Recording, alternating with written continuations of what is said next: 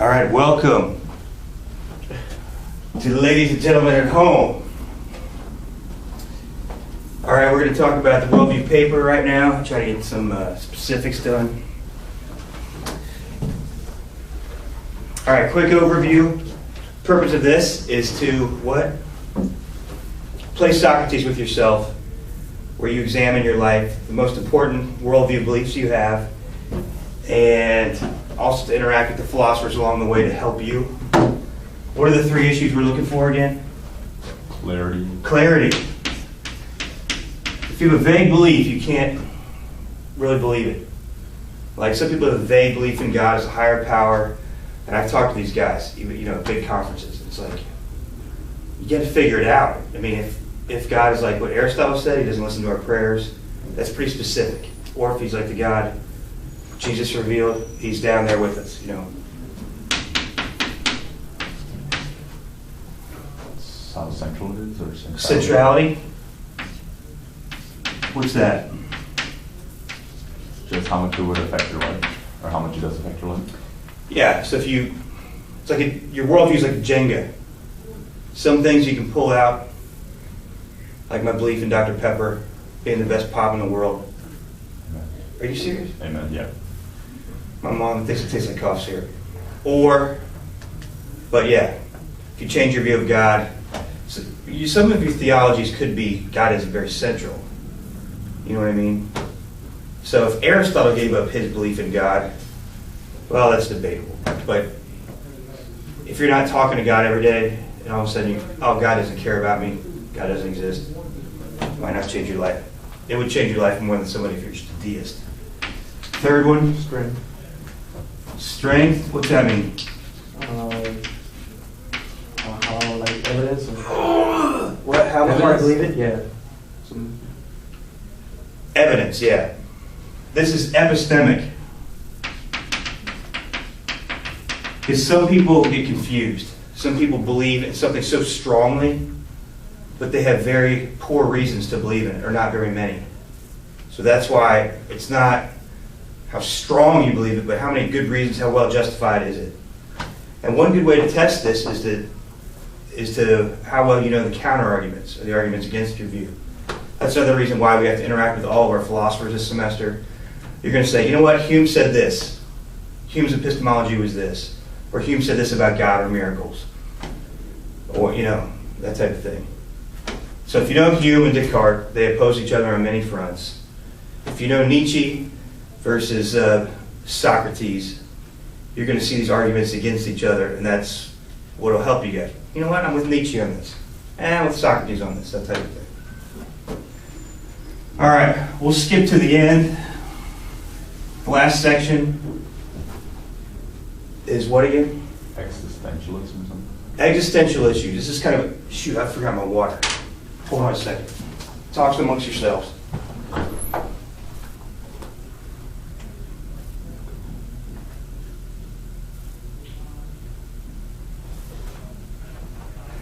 Do you have it popped up there by chance? I'm looking at it. This is kind of a grab bag of issues if you haven't talked about them yet in your paper. All right, the existentialists were concerned about a few different things. So you have guys like,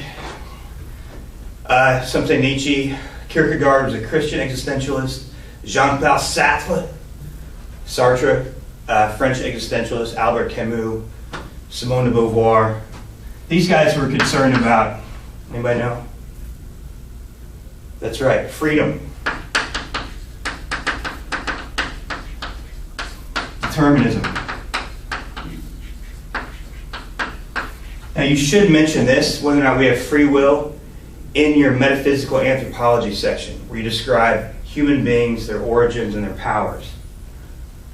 Okay? So if you believe humans have free will or don't have free will, I'd mention that in your metaphysical anthropology section. But if you didn't, you can throw it in here. All right? And all of our guys disagree. So Hume is going to say we're determined. We don't have free will. He's a compatibilist. Other people are going to say we do have free will.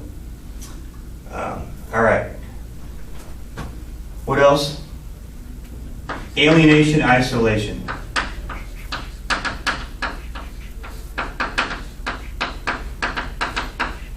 This existentialist worry was, wait a minute, I can go to a Blink-182 show or Foo Fighters show, Chelmsford, England festival with thousands and thousands of people, but yet I still feel terribly alone. Why? What is the origin of that loneliness or isolation or alienation? Okay? Christians are going to answer differently from atheists. How might a Christian answer that? They're not one with God. Yeah, I mean, primarily in Christianity, our primarily problem is our relationship is broken with God. And so choosing to follow Jesus heals that and opens us up to different points of healing. Henry Nouwen is fantastic. Side note, he's one of my favorite Catholic mystics guys. And he talks about the movement from isolation, alienation, and solitude, and things like that, united with God, with others, and self. All right. So you could throw that in there if you have some thoughts. You might have already mentioned it in your earlier sections in your theology or metaphysical anthropology. Or soteriology, if salvation has to do with why you think people are alienated and isolated, or ethics, political philosophy. And what else you have there? Guilt. Death, right? Yeah. Death, we mentioned this in class. Irving Yalom, the psychologist. You guys psychology majors? I am. Oh, you are? Yeah. His book, Existential Psychotherapy, he argues that, I think I mentioned this in your class, I don't remember, death is one reason why people are workaholics. Yeah. And so this inordinate fear of death and not knowing what happens causes people to have all kinds of neuroses or dysfunction. True or false, that's his view. Existential psychotherapy. So, you've already dealt with this in your thanatology section. And the last one is, oh, I forgot guilt. Do we have purpose in life? Is it subjective? So the French existentialist is like, they were about authentic existence. There's like, there is no God. There's no ultimate purpose to life. But what is important is that you guys choose what you want to do, and you don't let culture or family or anybody tell you what you're going to do. Okay? So Sartre's like, to a student asked him, should I go home and take care of my mom, or should I fight the French resistance? He's like, there's no morally right answer, it's just your authentic choice, like what you choose. You choose, Spider-Man. You see that movie, Spider-Man 1? All right. So yeah, Green Goblin was a little bit of an existentialist in Spider-Man 1. He's like, we're a sum total of our choices. All right. Christian, Kierkegaard's going to disagree and say, no, God designed us to have a tight relationship with Him and know God, grow in holiness and moral virtue, doing the spiritual disciplines, and fight for the kingdom of God and stamp out all evil in the world. All right. Guilt. Why do we feel guilty? Does it make any sense if there is no God? So nature is just the way it is. All right? Why should we feel guilt and think that things aren't the way they ought to be? I shouldn't have kicked that puppy. I shouldn't have been mean to my mom. Whatever. So how do you explain that? All right. So these are 5 major existential issues. So it's kind of a grab bag section. If you didn't cover those and want to address one of those in that section, that's what that's for.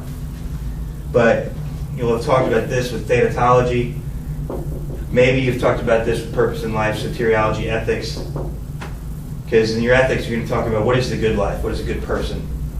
That might relate to a purpose in life, it might not.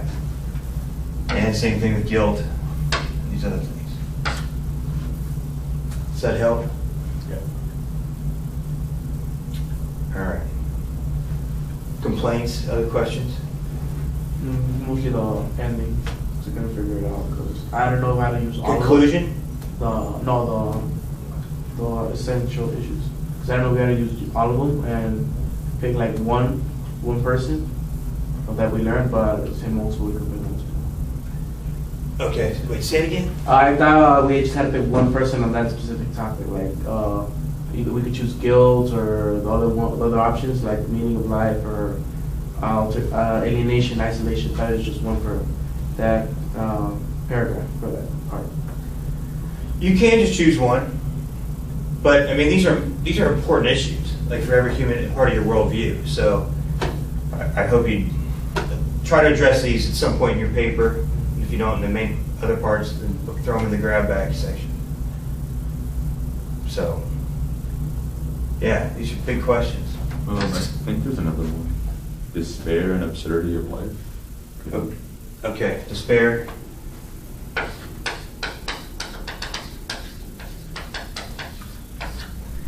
Yeah, the French existentialist says life is absurd. There is no God, there's no purpose to it. Everything is a fluke of existence. So if life is did you guys read The Stranger, Albert Camus in high school? Or any Sartre? All right, I had to. But yeah, there's no purpose in life, there's no right or wrong. Just be authentic is kind of their main push. So yeah, I mean, if you don't have hope in the absurdity of life, I mean, Camus is quoted as saying the last philosophical question is suicide. Now, some say that's a mistranslation, but yeah, if there's no purpose to life and life's absurd and ultimately meaningless, if life starts to be awful, why not kill yourself? Now, don't kill yourself out there. Call me first. 513-221 SUMA.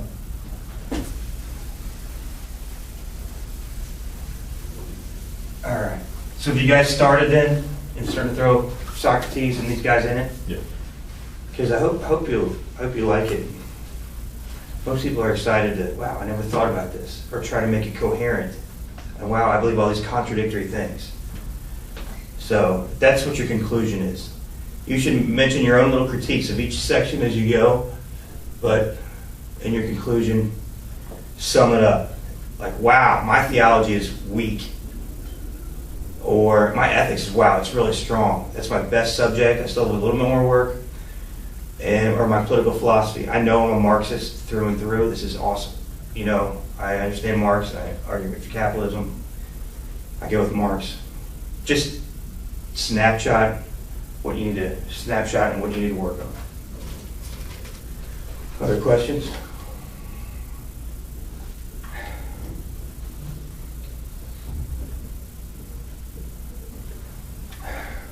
Hey, you got a Bengal sticker, dude. What in the world? That's why I was liking that. Why is the Bengals on there? There is virtue in your soul, man. I like to collect sports items like shirts, jerseys, hats, anything I can get from jerseys.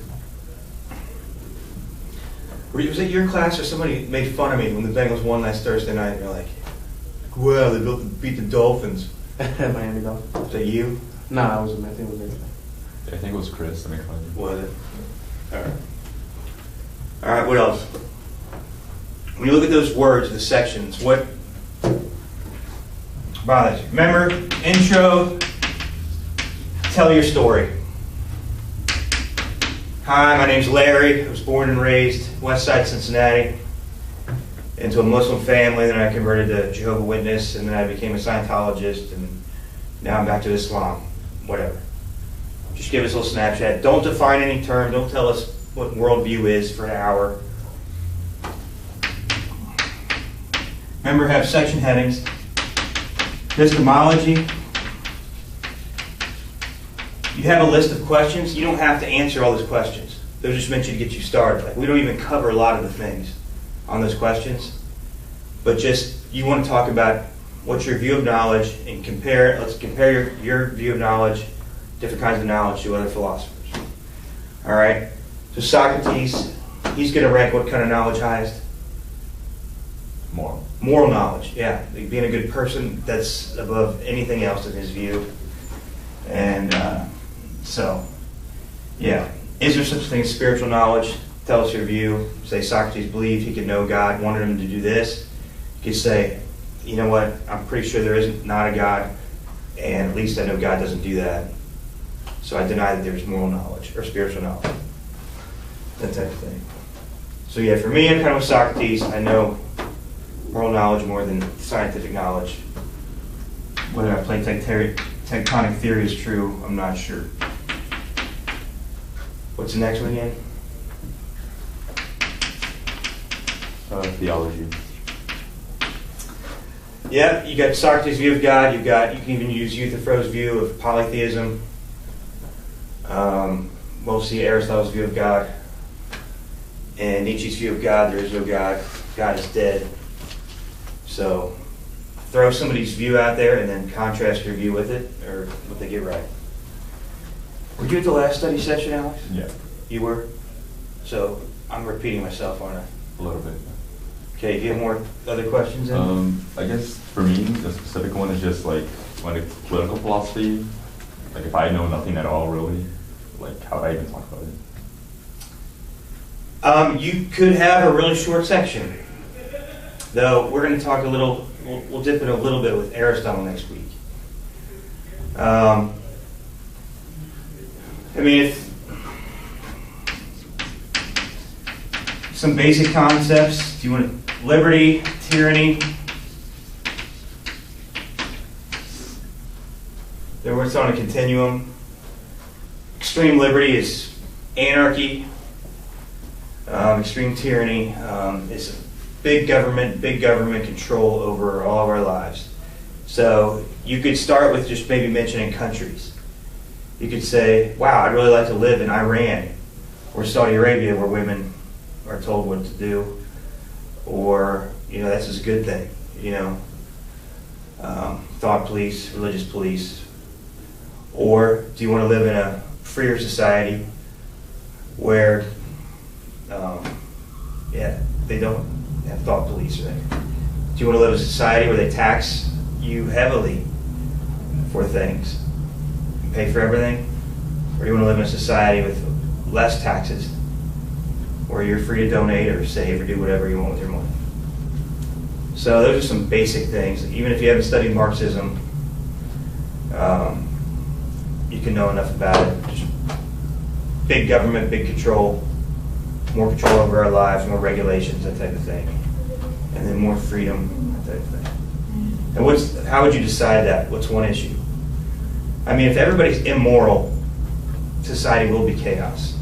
So we have to have a civil society where we all have the common good, desire for each other in general, and we have a moral commitment to everybody's freedoms, that type of thing. Now, if it's like The Purge or what are those other chaos movies? The Road, did you ever see that? That's Apocalyptic, or Walking Dead type scenario. When does that start? Do you guys watch that? It's actually in October. It's 20-something. I got time. I want to watch the last few episodes again. Oh, you haven't seen it? I have. That last one was awful. What? Oh, how they did the show? I already know who's gonna. Don't. I don't. The comics. Oh. You think they would diverge?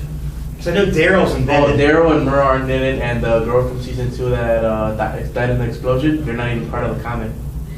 Don't tell me. Jesus is part of, you know how in the comic he's like Daryl. Now they added him, so it's gonna be like a little different. Maybe. All right. So, do your best. You could just say it's totally vague. I kind of lean towards this. This is the section I need to work on most. I'd rather not have all my money taken by government, and I'd like to have private property and maybe own my business someday. Or you might say, you know what? It'd be better if the government owned every business, and we just went to work, used our gifts and talents, and don't have to worry about that. And we're more equal economically.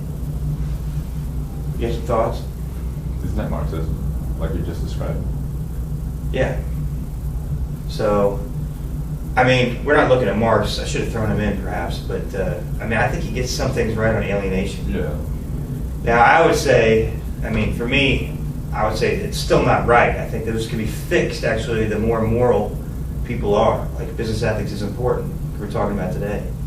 If you're not a good boss or a good manager, that produces alienation. And so I think some things can be fixed by just people being a good character in situations. But maybe I'm crazy. Other question?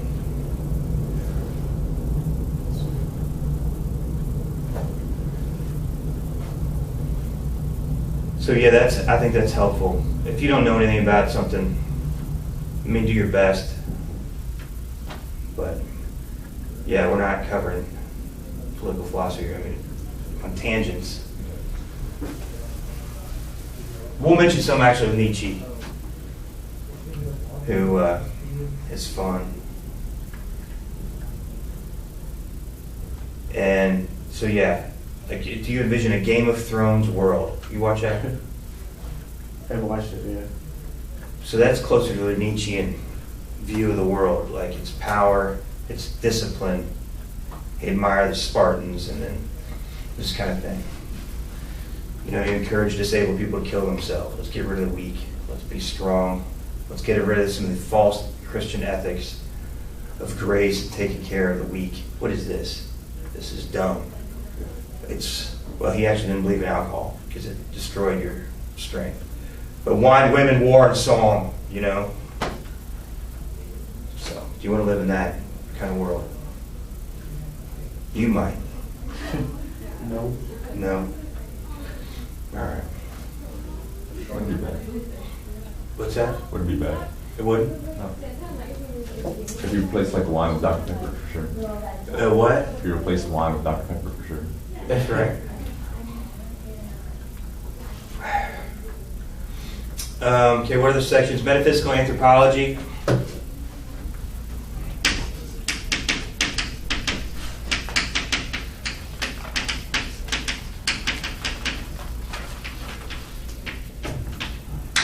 Start with telling us how we got here. All right? Did aliens come to Earth at the Cambrian explosion and seed the Earth, like in the movie Prometheus, to start all species? That type of thing. Wasn't Prometheus, like in the Greek, Titan? Like he was fire or something? Yeah. I thought that was the worst movie I've ever seen. I watched it with my buddy in Turkey, but they're making a second one, so maybe I should have gave it another shot. I don't know. Did you see it? No, my cousin described it to me though, like as in the same way that it was one of the worst movies I've ever seen. Anyway, it's got the dude, the young Professor X. Not Professor X. Magneto. Oh, yeah. What's his name? I like him. He's good. Yeah. Yeah. I'm not entirely sure. Anyway, so tell us your origins. Did we evolve? So some Christians are divided. Some think God started life and fiddled with mutations, because some evolutionists, they go to this alien hypothesis because there's not enough time for us to evolve on this planet. They're like, wow, how in the world do these things mutate and be good mutations when most mutations are bad? Evolution had to happen on another planet that had longer time, and those aliens came here and seeded Earth. Or maybe one-celled organisms floated on a comet to Earth and then went from there. Whatever it is, tell us a story. Aliens, no aliens, God, no God, evolution, something else. Then tell us what human beings are like. Do we have souls? That's going to be the other thing. Are we just physical entities? Or do we have non-physical minds or souls or selves? Also, what are our powers? Do we have the power of free will? Or is it an illusion? We'll talk about free will with Hume, so you can kind of hold off on that section if you want, or sketch some thoughts now.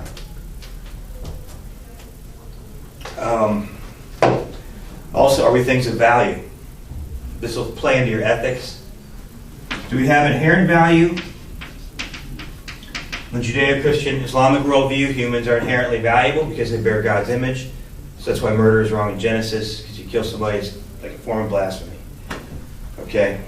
Jesus in Matthew 25 made the analogy, hey, you've got to take care of the poor and the widows, people in prisons, because that's taking care of me. So do we have inherent value? Or is it instrumental? So some people think, you know what, we're not really valuable, we're just animals on the African savannah.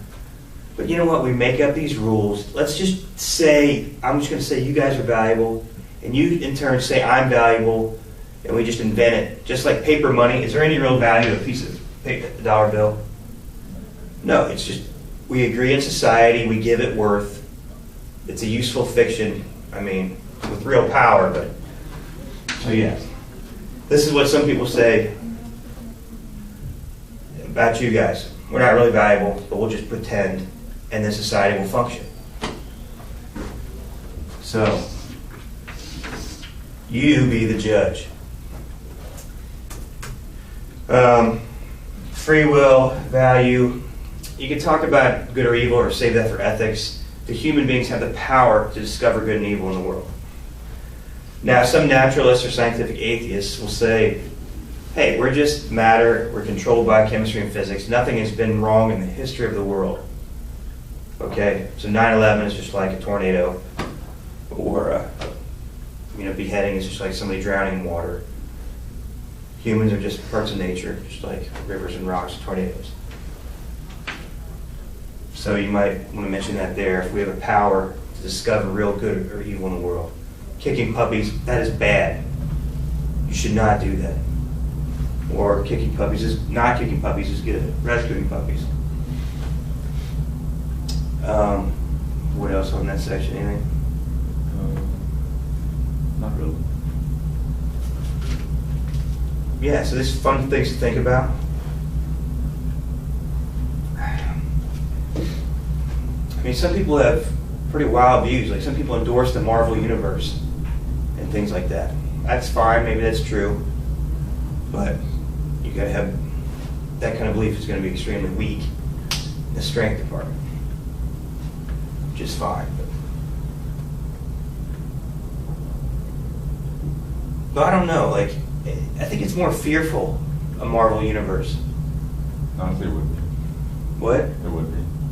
With Thor and Loki and Thanos? I mean, we'll see how scary the Infinity War is, but anyway. Are you guys Marvel fans? Yeah. The Agents of S.H.I.E.L.D., the people are going to be in that movie. Are they really? Yeah, and also Kurt Russell and Sylvester Stallone are going to be in it. No. Kurt Russell plays, in Guardians of the Galaxy, those guys are going to be in it too. Are they really? Kurt Russell plays Star-Lord's dad. No way. Yeah. Are they gonna have Netflix shows in that movie? Uh, 'Cause, like I know there's rumors and stuff like that. They're gonna have. They already started with the Luke Cage, and I think they're gonna do Iron Fist later. Yeah, next March. Did you get my email? Yeah, I didn't get a chance to respond, but like, yeah, Luke Cage was in Jessica Jones because in the comics they're. Oh yeah. He was in that show. In her show. Yeah, 'cause I watched, I think most of that first season. Have you watched Daredevil?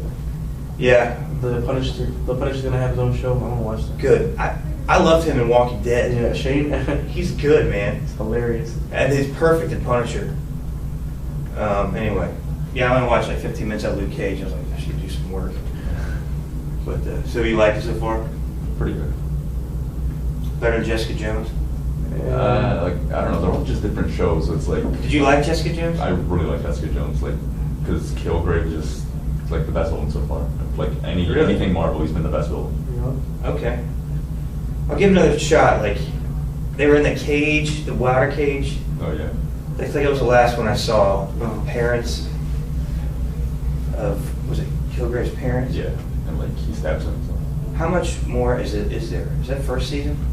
No, it's just first season.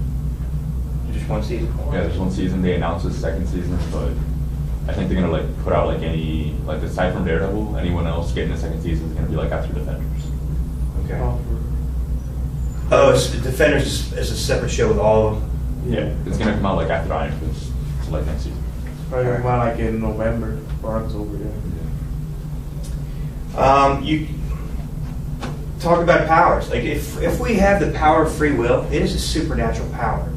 Like we're introducing new energy in the world. It's bizarre. It's like having some, not just a Wolverine power. This is not supernatural, but like Magneto controlling things, breaking the laws of physics. So, yeah, I always laugh at the X-Men. Like it's just mutations. A physical mutation produces these powers. All right. So.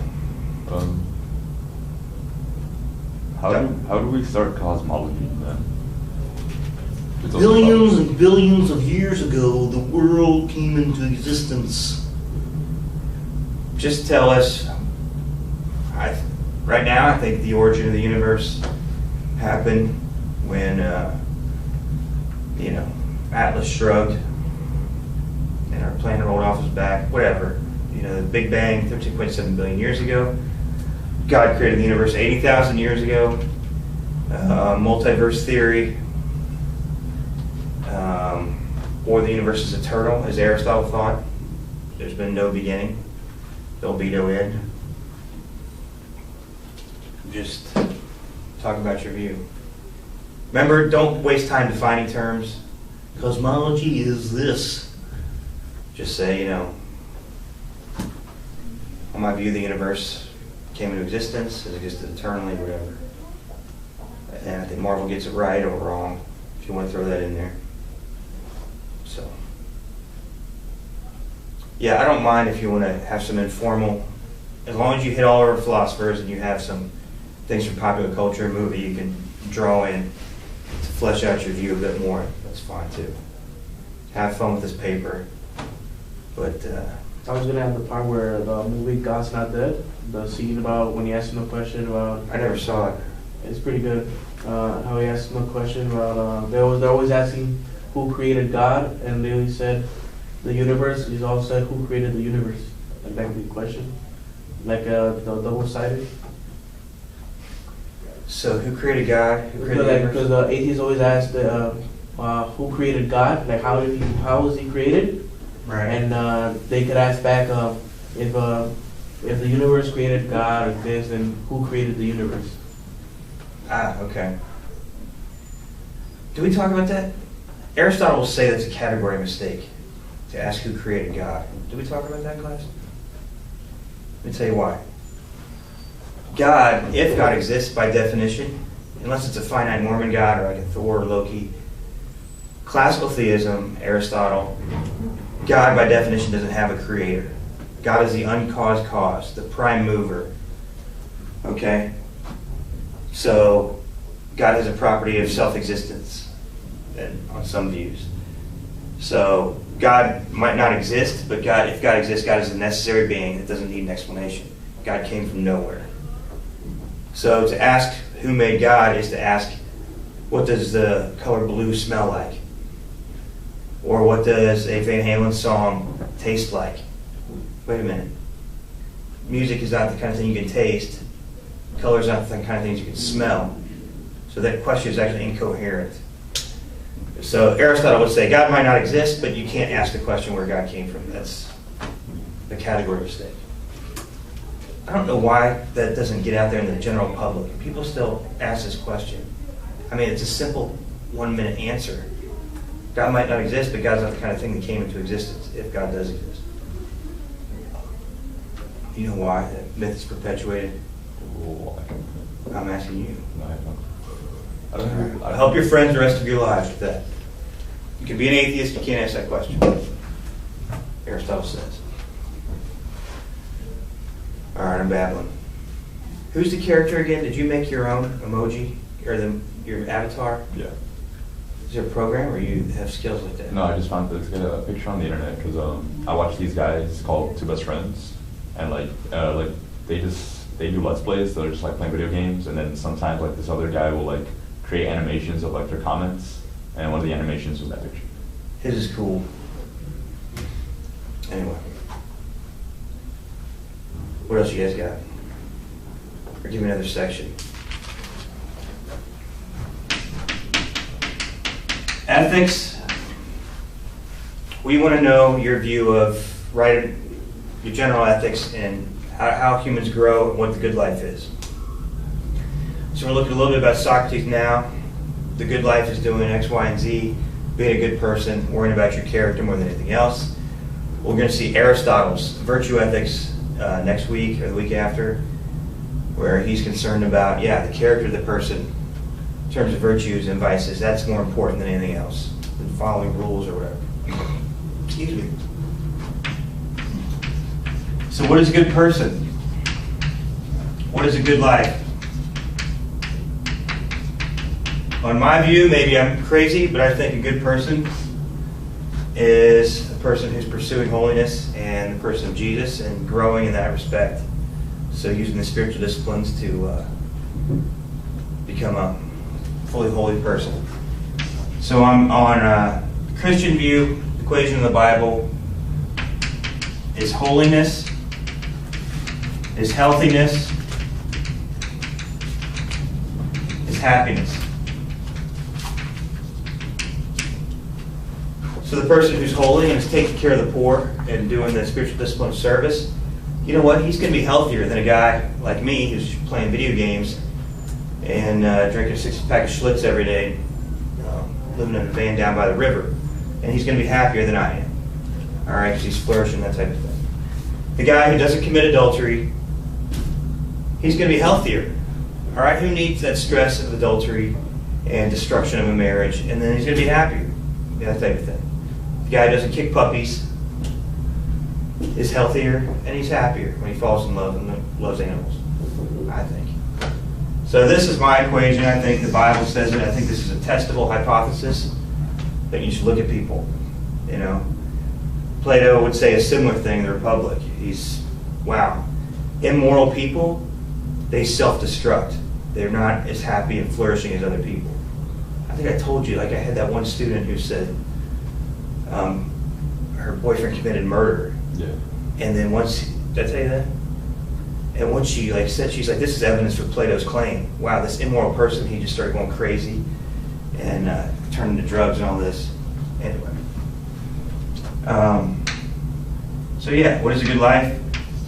If you want, talk about Jesus. Does Jesus play a role in this? For me, he plays a big role in ethics. I think he showed us, modeled how to live and do the spiritual disciplines and pursue the good life. And he's an ultimate moral exemplar.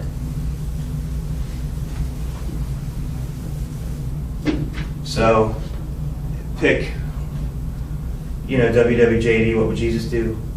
If you have a moral hero, then you could pick, whatever. WW, Captain America do?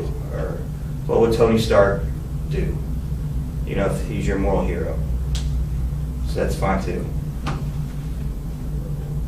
So ethics, I think, is a fun section. It's practical, like that type of thing. All right.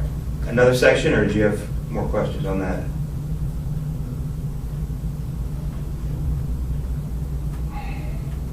Your ethics can play, Aristotle does his ethics before he does his politics. So he thinks we have to start with the individual. What is a good person? Good family, good friendships, and then before you get to good communities and good polis or good state, government. So it's all connected for him.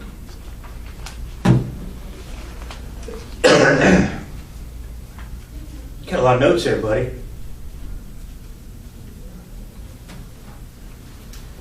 That one of those fancy surfaces. Yeah, I'm looking at what you emailed us for the Worldview paper. All right, so we've done ethics, metaphysical anthropology, cosmology, epistemology. Could we go over soteriology? Soteriology. Yes. What is this? Philosophy of salvation. Yeah, so philosophy of salvation. Do we need to be saved from anything? So scientific atheists or naturalists, you might say nothing. Stephen Hawking, he says, we are going to kill each other on this planet. We have got to get ships and then go populate one of Saturn's moons or Mars as soon as possible before the Earth is destroyed. So his is more of a practical salvation. There's other views of salvation, like in Islam, right? There's heaven or hell. We can go to paradise or we can go to hell, have our skin burned off every day, which is the fate of Christians, sinners. Or we could be saved from the samsaric cycle in Hinduism and Buddhism, where we're trapped in the endless cycle of birth and rebirth. And so we want to reach moksha, release from the cycle, stop the reincarnation, and be absorbed into God, go to heaven or cease to exist, third nirvana, that type of thing. Or Christianity, heaven or hell, different views of hell too. But so saved from something, saved from hell, saved from samsaric cycle, that type of thing. So how is it done? On the Christian's view, what happened? Did you guys go to Sunday school? Jehovah's Witness. What's salvation, Jehovah's Witness? Well, for us, I mean, you just gotta follow the Bible. Usually, we learn. They get baptized, like for years of all studying and doing presentations. Like people go and only like we believe that only a certain number went to heaven, and the rest of us are gonna stay on the ground, and we're gonna die. But then we're gonna after the resurrection, we're gonna come back, and no one's gonna have no disease, or everybody's gonna be able to walk or see. Oh, so 133,000 go to heaven, but yeah, I'll be down here? Well, all of us are gonna be like down here waiting for let's say the resurrection. Okay. All right. But what about salvation? Do you earn your salvation? How do you get to heaven? Does anybody go to hell? Yeah. So how do you avoid hell and go to heaven or get to the 133,000? That's what you want to say. No, they believe that already the 133,000 were picked. They already believe that, and that we would know that we're gonna get judged in the after. That we're gonna know if we go to hell. Okay. Well, on Orthodox Christian belief, there's different theories of the atonement. The relationship is broken from humans to God, and so Jesus is that bridge. And Jesus' sacrifice, and there's different views, moral exemplar, kind of substitutionary atonement. He died and took our place. His blood covers us, that type of thing. So Jesus' death was necessary for salvation.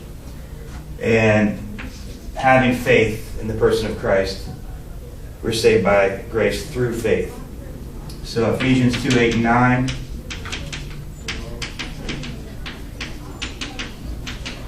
So we're saved by grace through faith in the person of Jesus. Why, hello. How are you? Alex, Marlena, and Maria. Hey, can you look in that video and see if it's on me? Or if it's shooting at the ceiling? Yeah, dude. All right. We're talking about soteriology, your philosophy of salvation. We have different views of that. So Islam is different. Okay? It's a works-based salvation. So you, salam alaikum, you say hi to the two angels on your shoulder. They count your good deeds and bad deeds your entire life. And then you're judged. And you can't know for sure if you're going to heaven or hell unless you die as a martyr in jihad, holy war. Then you can know for sure you're going to heaven. So, but Islam is different because they say you don't need an atonement like Christians do. What's an atonement? Alex, what is it? Like having someone in the Christian case, like Jesus, like sacrifice themselves to like pay for our sins. Some used to say at one meant. So one, you become one again. So Jesus had to pay for our sins. Somebody had to pay for our sins. He died for us, took all of our sins on him on the cross to die so that we might have life. All right? So,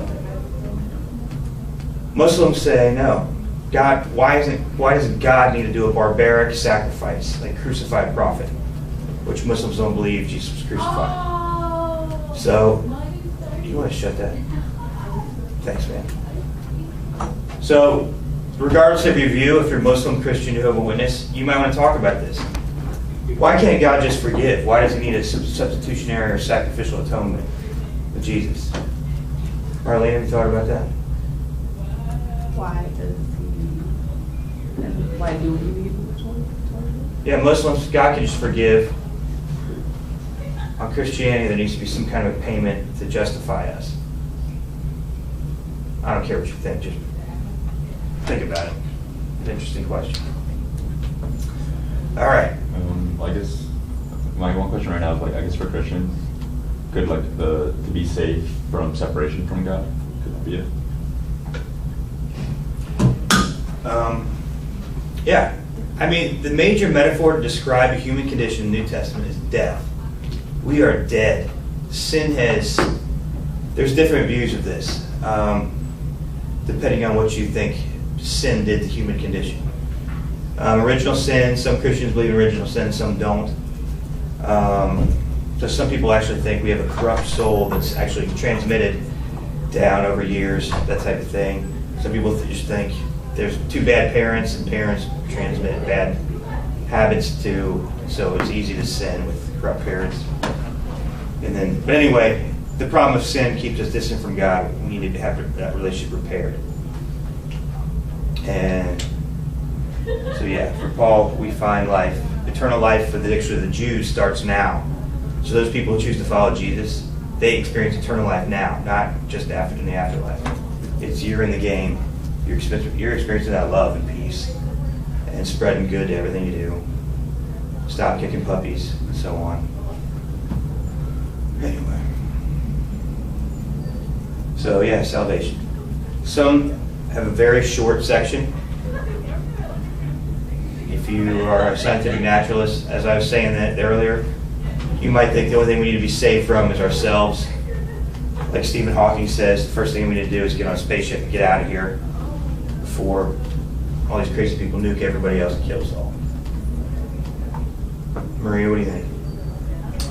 I'm absolutely confused because I don't know what you're talking about, because I walked in when you were in the middle of talking. Talking about soteriology, salvation. Different views of salvation. What is your view? Do we need to be saved from anything? Options are numerous. Maybe we need to just be saved, not on a spiritual level, because there's no afterlife. You should be saved from getting killed from nuclear war. I think regardless of like what happens, like if you're trying to say salvation, okay, there's salvation but out there, but regardless of what happens, there's going to be natural disasters, there's going to be like wars going on, so it's like you can't even prevent it from happening, so you're going to die regardless, either of old age, heart attack, or something, Okay. Couldn't we use salvation from ourselves for that one? Like, we could prevent that, like we have to work out something so we don't like destroy the planet, like with bombs or wars. You could talk about that, but that's not the main focus. Like, if you're an atheist, then do that. That's like your only option. But if you're a Buddhist or Hindu or Sikh, you believe in the samsaric cycle. We're trapped in this endless cycle of birth and rebirth, and it's horrible. We want to get out of this because we're trapped in illusions. What are you making a face? What do you mean, like, we're trapped in this reincarnation thing? For Buddhists, we are trapped. We've all been alive trillions of times, maybe an infinite number of times. All of us in this room have been married to each other. Did you know that? All of us in this room have been mother to everybody else. You've been my mom, you've been my mom, you've been my mom, you've been my mom. That's one of the reasons why Buddhist foundation of ethics, like, why don't you should respect your mother. So that's why you should respect other humans. They've all been your mother. So Barack Obama and Michelle Obama have both been my moms in past lives. And we've all been married to each other. You remember that? Remember that? No, you don't. And you've been my kids. We've been best friends, but guess what? We've also been worst enemies in past lives. So you and I fought on the playground, and you and me, Maria, we had a kickoff back in the day, in 6th grade. Anyway, we've had so many relationships. Guess what? Do we remember any of this stuff? No. Like, life is just a mess, and it's suffering over and over again. So for the Buddha, his answer, he was really trying to do a good thing, solve the problem of evil and suffering. Why do people get old?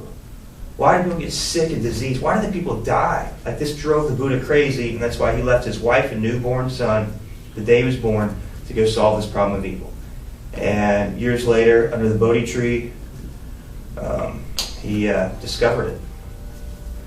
So, well, what he said, enlightenment, and realized we got to get out of this. You got to stop being reincarnated, stop the suffering. My former lead singer of Van Halen, Sammy Hagar, disagrees with the Buddha. He doesn't think life is all suffering. Mm-mm. He thinks there is suffering, but he thinks the Buddha got it fundamentally wrong. He actually believes in reincarnation, but he's like, I think the Buddha just mischaracterized the world.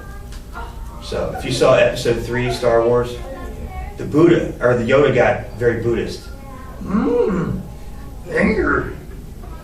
What did he say? You remember that scene where he's talking to Anakin? Yeah. Anger creates fear. Attachment. That's a Buddhist word. So if you're attached to your desires and self, that's where the suffering comes from.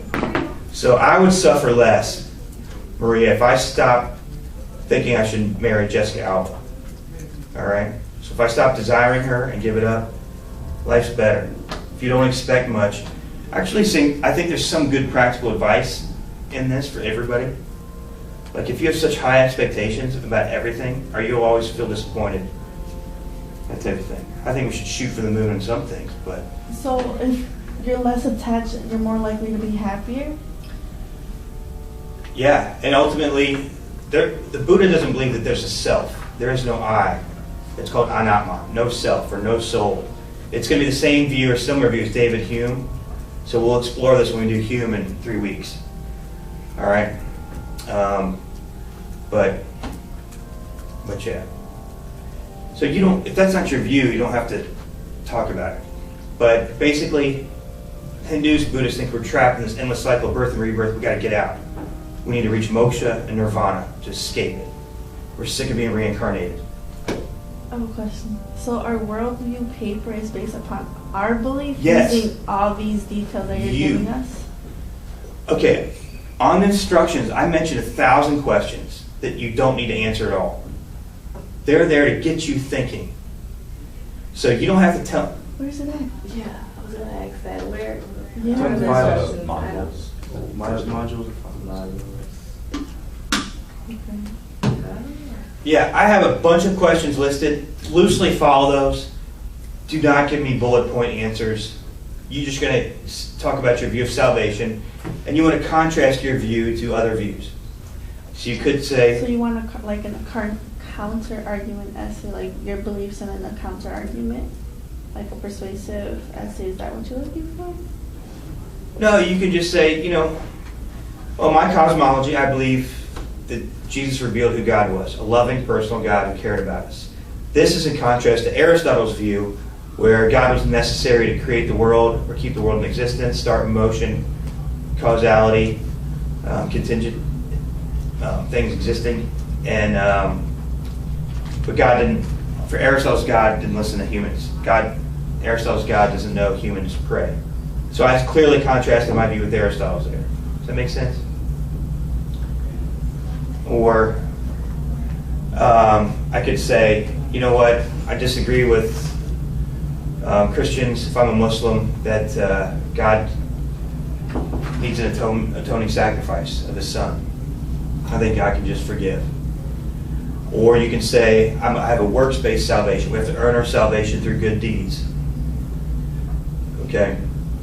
So Mormonism's like that. It's a works-based salvation. Hinduism and Buddhism, the majority schools of Buddhism and Hinduism are works-based salvation. We earn our salvation. Now there are some grace-based. There's one grace-based school of Buddhism, Amitabha Buddhism, that believes we're saved by grace through faith. And there's minority Hindu views, Ramanuja and Madhva, who believes we're saved by grace through faith. But what saves us from hell, another life, reincarnation, whatever? That's what you want to do and try to explain it. Does that help?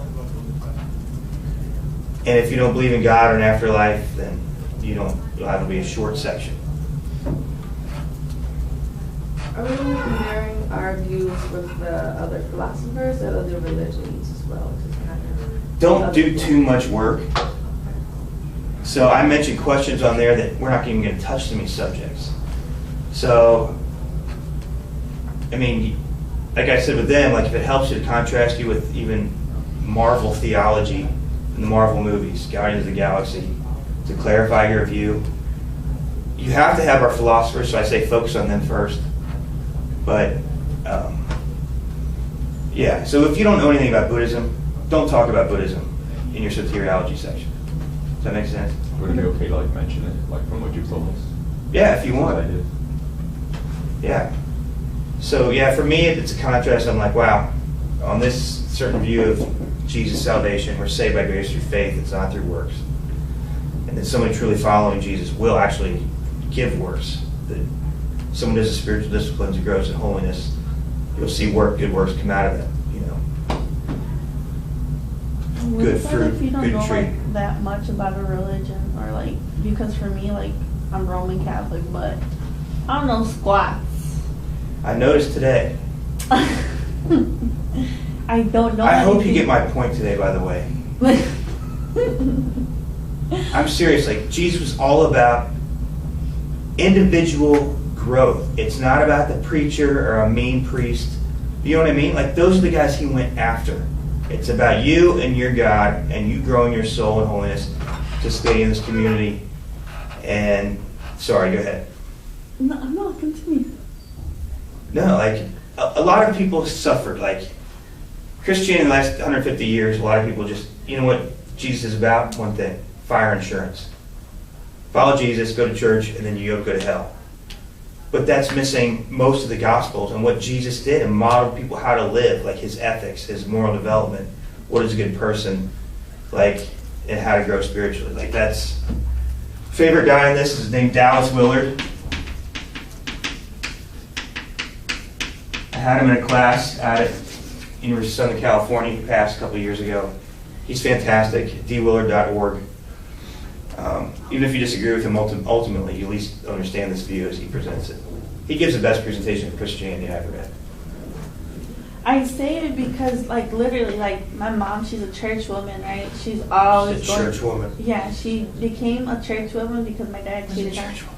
Like a lady that goes to church all the time. But she turned into, like, church because my dad cheated on her, and then it was, like, a huge mess. So church was, like, her salvation, right? So I would go with her, and every time we went to, like, a different church, all they would do is, like, read the Bible, and, you know, I could do that. So it's, like, that's when I kind of told her, you know, I'm not going with you anymore because it's boring. They just read off the book. Like, that's not, for me, that's not church, you know, like, before they would actually, like, have people talk and, you know, somebody give you, like, morals. That's not what they do nowadays. So that's why I'm not a church person. And then There are a lot of more churches that don't do that. Yeah. That's not... That's not Usually explain the part of like one section like every week for us. Yeah, something. Right? yeah, mine doesn't. The ones I've been to don't do that. So you just had like a bad sample size so far.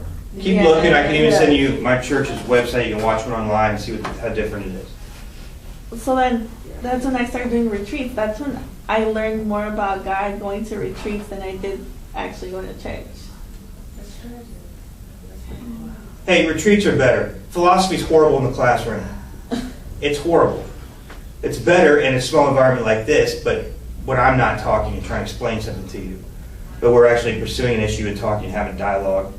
And it's best even to get out of our comfort zones where we can actually, I think it helps. That's why I think retreats, study abroads, camps, you're freed from like all the other distractions, Facebook and all this stuff, and you can actually maybe even really consider something for the first time. New experiences, existential shocks. Those are good things in my mind.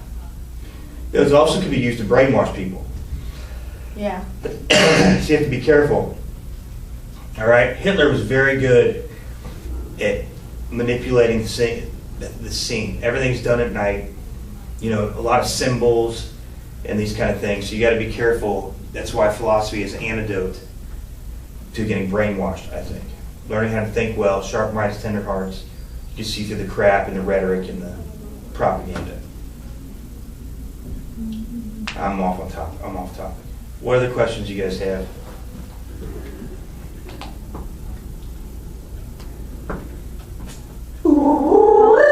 How long does it have to be? 1 million pages. You're funny. Look, Could it be a it's going to be about, it has to be 10 to 13 pages. But you know what people do? They usually write like 25 or 30 pages and they have to cut stuff out. If you get into this and realize you're trying to explain your view of salvation or atonement, you believe, you're talking about your political philosophy, whether or not you believe in less freedom or more freedom for people. Like it's, and take a paragraph to explain Aristotle's view or Hume's view. Like nobody ever has a problem writing this much. The more earlier people start, you're going to have to cut back. So eventually you're going to have to cut away if you have all these definitions and waste time. You're going to have to keep cutting back and just slimming it down to get it within the page numbers. That makes sense? So nobody ever has a problem with not writing enough, ever. You know what I mean? Yeah. Because if you're following the directions of clarity, consistency, or centrality and epistemic strength, you're going to have plenty to write about. By the way, when you do epistemic strength, you don't have to give me all the arguments. You can just mention them. Some students make the mistake of explaining the fine-tuning design argument or explaining all of Marx's arguments. Just characterize positions and mention some things that you agree with or whatever. Like, don't take pages and pages to give me the arguments. Some students do that. And I'm like, you can just say that the fine-tuning design argument had a big impact on your life and why you believe God exists. You don't have to give it to me. That makes sense? Oh, I'm just reading it. You actually even say it on the paper. What? That it has to be what you just said right now. About being 10 or 13 pages. Yeah, you won't have a problem.